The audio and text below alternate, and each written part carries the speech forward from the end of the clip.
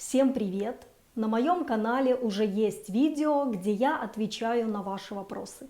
И я решила продолжить это делать.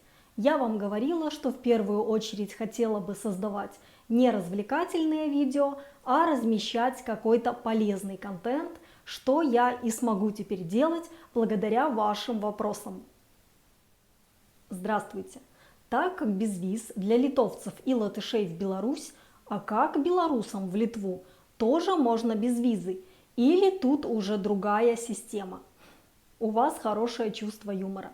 Нет, белорусам без визы в Литву нельзя, но сейчас можно попасть по любой шенгенской визе. Как сейчас белорусы могут попасть в Литву, когда визы не выдают?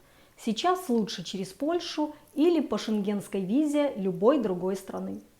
Хорошая новость. С 1 мая 2022 года Литва сняла все ограничения на въезд из-за рубежа, связанные с пандемией COVID-19. Таким образом, начиная с 1 мая 2022 года для въезда в Литву вам понадобится только стандартный пакет документов и любая шенгенская виза, а именно паспорт, виза, страховка и документ, подтверждающий цель поездки, так как его могут спросить на выезде из Беларуси. Если вы едете в Литву на работу, вам понадобится трудовой договор. Если на лечение, документы от медучреждений. Если на учебу, документы, подтверждающие получение образования в Литве. Для водителей также нужны водительское удостоверение, страховой полис «Зеленая карта» и документы на машину. Что касается самоизоляции, то по данным Министерства здравоохранения Литвы ее соблюдать не нужно. Следовательно, перед приездом больше не нужно заполнять форму для въезда в Литву и не нужен QR-код о прохождении вакцинации. Но не забывайте, что респираторы и медицинские маски нужны, носить их обязательно. Во всех учреждениях здравоохранения, ухода и попечения, хосписы и тому подобное, в общественном транспорте. Что касается магазинов, кафе, кинотеатров и других общественных мест, то ношение масок не обязательно, но рекомендуется. Еще такой момент. Если ваш ПЦР-тест показал положительный результат, то есть у вас выявили COVID-19, то самоизоляция теперь сокращена до 5 дней со дня получения ответа ПЦР-теста, если врач не рекомендует ее продлить. Где пополнить проездной? Что насчет штрафов? Пополнить проездной можно в любом киоске Литуva Спауда, Нарвисен, на почте, в магазинах Максима, Рими. Количество оставшихся у вас поездок можно проверить на экране валидатора. Теперь снова можно купить билетик у водителя. В Вильнюсе такой билет стоит 1 евро, в Каунасе 70 евроцентов. Никаких скидок на эти билеты не предоставляется. Этот билет дает право проезда только по одному маршруту, то есть на одну поездку без пересадок. Оплата только наличными. Также есть разные виды проездных билетов. В Вильнюсе билет на 24 часа стоит 3 евро 48 центов. На трое суток 6 евро 8 центов. На 10 суток 11 евро 87 центов. На 1 месяц 28 евро 98 центов. Отсчет начинается с первой поездки. Штраф за безбилетный проезд и превышение времени поездки от 11 евро 60 центов до 29 евро. Если время поездки превышено на 10 минут или меньше, штраф не взимается. Расскажите про Vilnius Pass. Что это такое? Для туристов существует особая карта под названием Vilnius Pass, карточка города Вильнюс. Она дает возможность не только пользоваться общественным транспортом, но и посещать местные достопримечательности. Многие музеи с такой карточкой вы можете посещать бесплатно. Также можно присоединиться к пешим экскурсиям по городу. К другим преимуществам карты относятся скидки при заказе обзорных экскурсий на автобусе, скидки при прокате велосипедов, скидки при покупке билетов на концерты, при расчете в кафе и ресторанах, при оплате проживания в некоторых отелях, при покупке сувениров и так далее. Вильнюс Пас бывает 4 видов. Карточка города Вильнюс именная и начинает действовать с момента ее покупки. Активированную карточку нельзя вернуть или обменять. Карту можно приобрести в специальных информационных туристических центрах Вильнюса. Всем, кто купил карту Вильнюс Пас, выдается каталог с описанием предлагаемых по ней скидок и услуг. Много вопросов поступило от Михаила. Можно ли оплатить коммунальные услуги в Литве на год вперед? Вы можете оплачивать коммунальные услуги заранее, главное, чтобы сумма не была меньше той, которую вам в итоге насчитают. А вот что мне ответил консультант самой организации Ignitis. Вы можете написать завышенное показание счетчика и заплатить больше, но я вам не рекомендую так делать, потому что может прийти инженер и снять показания счетчиков, вследствие чего у вас получится переплата. Здравствуйте! Можно ли оплатить коммунальные услуги за квартиру в Вильнюсе, находясь в Беларуси? Если да, то как? Вот что мне ответил консультант. Платить можете с иностранной карточки по номеру счета СЕП Банкас. В строке «Реквизиты» важно указать точные данные, код плательщика, фамилия, имя или адрес объекта. Что можно посмотреть в Вильнюсе за один день? Оставлю для вас 2 полезные ссылки в инфобоксе, так как видео на эту тему я еще не снимала. А на телебашне вы были на смотровой площадке? Я нет. Как туда попасть? Стоимость и прочее. На данной смотровой площадке я еще не была, но оставлю для вас в инфобоксе ссылку на сайт телебашни, где все подробно расписано на английском и литовском языках.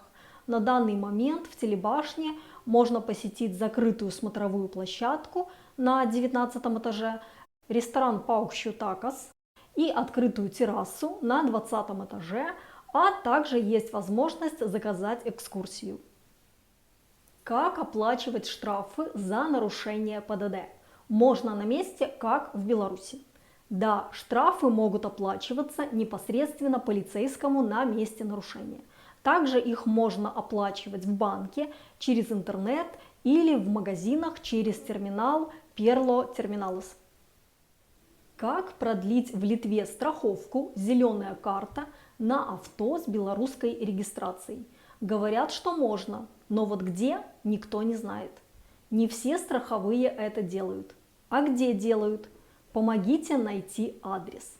На сайте Белнефтестраха написано, что страховку нельзя купить онлайн, но они пишут, что можно сделать, если вы находитесь за границей, например, в России.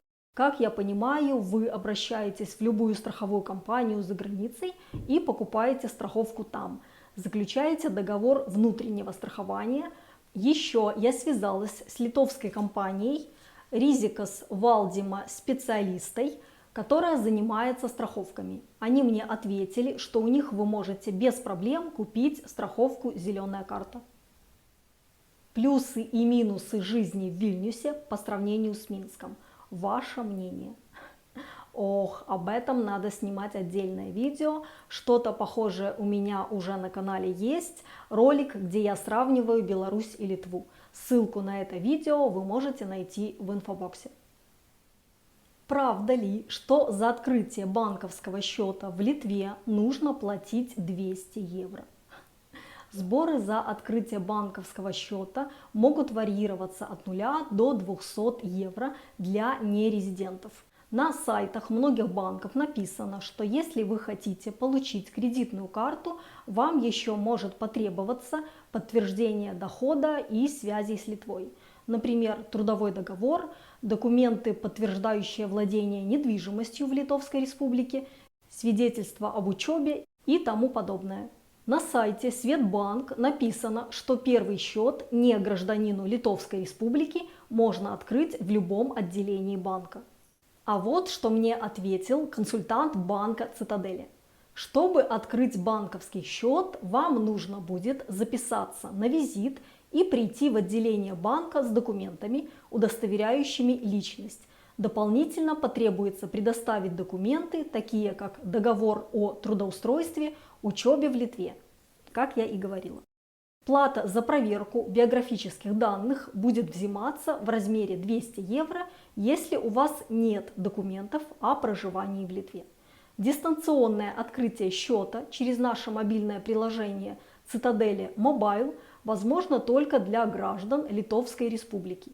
Получается, что теперь можно с легкостью открыть счет в Литве любому человеку, только это будет стоить денег.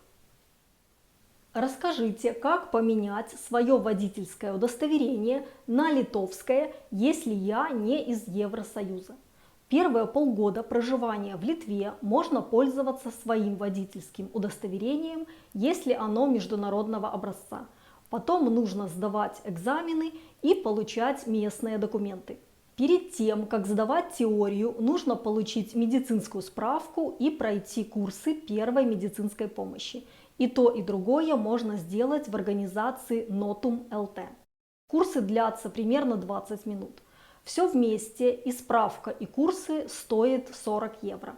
На сайте Регитры написано, что экзамен по теории стоит 10 евро, экзамен по вождению на категорию Б 41 евро 26 центов. После курсов первой медицинской помощи лучше сразу записаться на прохождение теста по теории, так как в Литве существует большая очередь. И отличная новость. Экзамен можно сдавать на русском языке. Готовиться к устному экзамену советуют на сайте Alsket.lt.